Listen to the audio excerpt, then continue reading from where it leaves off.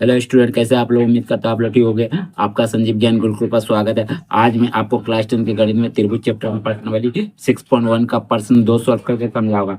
इस क्वेश्चन को मैं आपको बहुत ही आसानी में इजी में स्टेप बाय स्टेप समझाऊंगा, ताकि आप सभी स्टूडेंट को इस प्रश्न का लक्ष्य बात समझ में आ जाए। ठीक है, और यदि आप वीडियो आपको पसंद आए तो प्लीज मेरे वीडियो को लाइक शेयर कर दीजिएगा, और यदि आप वीडियो पर नए हैं तो सब्सक्राइब बटन प्रेस कर बेल आइकन प्रेस कर ऑल पर क्लिक कर दीजिएगा, ताकि हमारी हर पहले आने वाली वीडियो का नोटिफिकेशन आपको सबसे पहले मिले। ठीक है, अब प्रश्न 2 सॉल्व करने से पहले मैं आपको एक बात कह दूं कि इस वीडियो को पूरा अंतर देखिएगा, बीच में कभी स्किप मत कीजिएगा, नहीं तो आपको वीडियो में प्रश्न का हल अच्छी प्रकार समझ में नहीं आएगा। ठीक है, तो देखिए प्रश्न 2 क्या कह रहे हैं, निम्नलिखित युग्मों के दो भिन्न भिन्न उदाहरण दीजिए।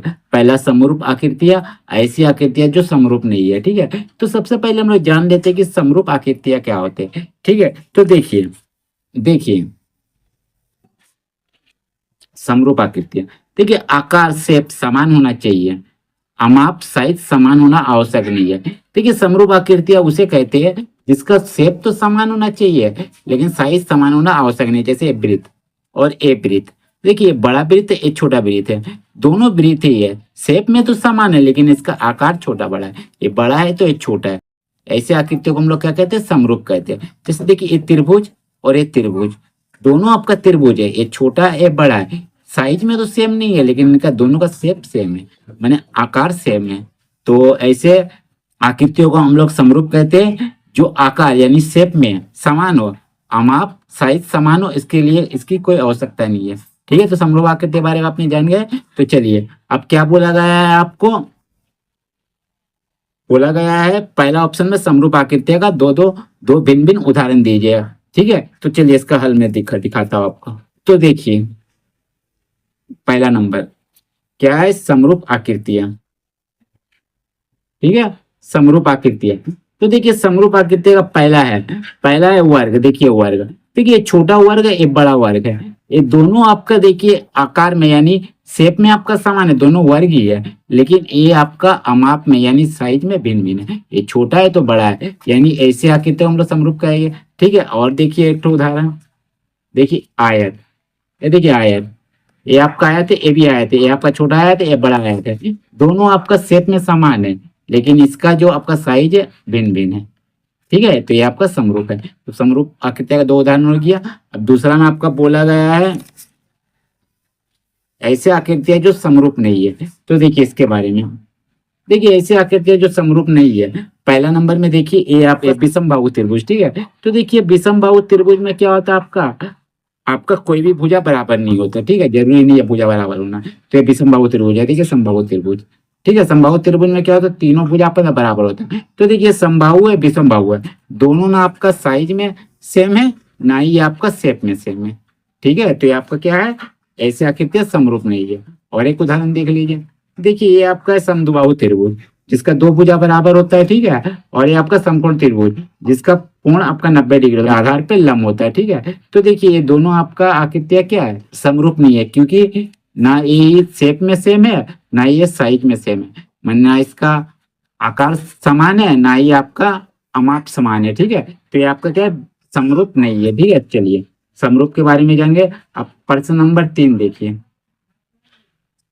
ठीक है, एक ही वीडियो में मैं दोनों आपका प्रश्न बता देता हूँ। ठीक है, तो देखिए प्रश्न नंबर 3, देखिए प्रश्न नंबर 3 क्या बोला गया है, बताइए कि निम्नलिखित चतुर्भुज समरूप है या नहीं। ये देखिए ये दो चतुर्भुज आपको दिया गया है। ठीक है, ये आपका चतुर्भुज है जिसका प्रत्येक आपका भुजा क्या है 1.5 सेंटीमीटर, और ये भी आपका चतुर्भुज है। ठीक है, जिसका प्रत्येक भुजा आपका 3 सेंटीमीटर दिया हुआ। ठीक है, आकृतियां 6.8 में। ठीक है, तो आपको बताना है चतुर्भुज को देख के समरूप है या नहीं। तो हम लोग समरूप आकृति में हम लोग क्या कहे थे कि जब वो दोनों आपका क्या हो, शेप में समान हो लेकिन अमाप भिन्न भिन्न हो, अमाप यानी साइज, तो आपका क्या होता है, समरूप आकृतियां होता है। ठीक है, तो देखिए ये दोनों आपका देखिए आकृतियां, दोनों आकृतियां देखिए आपका शेप में समान तो नहीं है ना ही इसका कोण समान है। क्यों समान नहीं है, देखिए देखिए ये जो आपका आकृतियां 1.5 और यहाँ 3 डिग्री, अगर इस भुजा को हम लोग क्या करेगा, अनुपात करिएगा तो आपका कितना आएगा, आपका आ जाएगा वह 1/2 आ जाएगा। ठीक है, इसका भी कीजिएगा इससे तो 1/2 आ जाएगा, इससे भी इसका कीजिएगा 1/2 आ जाएगा, इससे भी इसका कीजिएगा अनुपात तो 1/2 आएगा। मतलब इनका भुजा का जो आकार है वो तो समानुपाती है। ठीक है, लेकिन इसका कोण जो है ये आपका क्या है 90 डिग्री नहीं, लेकिन इसका प्रत्येक कोण 90 डिग्री है। माने आपका संगत कोण बराबर नहीं है, लेकिन इसका क्या है संगत भुजा है आपस में बराबर है। तो ऐसे हम लोग क्या बोलते हैं चतुर्भुज को समरूप नहीं करेंगे। अगर आपको समरूप होना है तो उसका कोण भी बराबर होना होगा। ठीक है, तो हम लोग यहाँ लिख देंगे। ठीक है, तो हम लोग यहाँ हल में लिख देंगे, हल लिख देंगे ही समरूप नहीं है, क्योंकि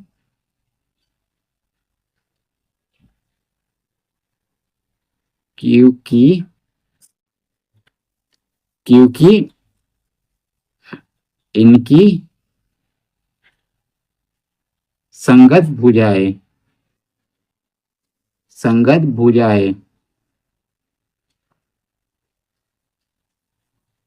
भुजाएं तो समानुपाती है। क्योंकि अगर इस भुजा को इस भुजा से अनुपात करिएगा तो आपका 1/2 आएगा, इस भुजा को इस भुजा से अनुपात करिएगा तो 1/2 आएगा, सब में 1/2 आएगा। तो संगत भुजाएं तो समानुपाती है, समानुपाती है, लेकिन इनका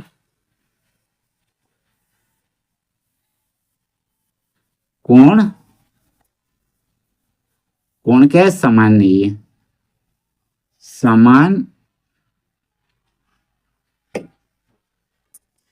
नहीं है। ठीक है, ये हो गया इसका आंसर। देखिए प्रत्येक कोण इसका देखिए 90 डिग्री है, लेकिन ये 90 डिग्री नहीं है। 90 डिग्री क्या होता है आधार पे लंब होना, लेकिन ये आधार पे लंब नहीं है, देखिए थोड़ा तिरछा है। ठीक है, तो बस यही आपका हो गया कि ये आपका समरूप नहीं है चतुर्भुज दोनों। ठीक है, तो उम्मीद करता हूं आपको मेरा ये वीडियो पसंद आया होगा।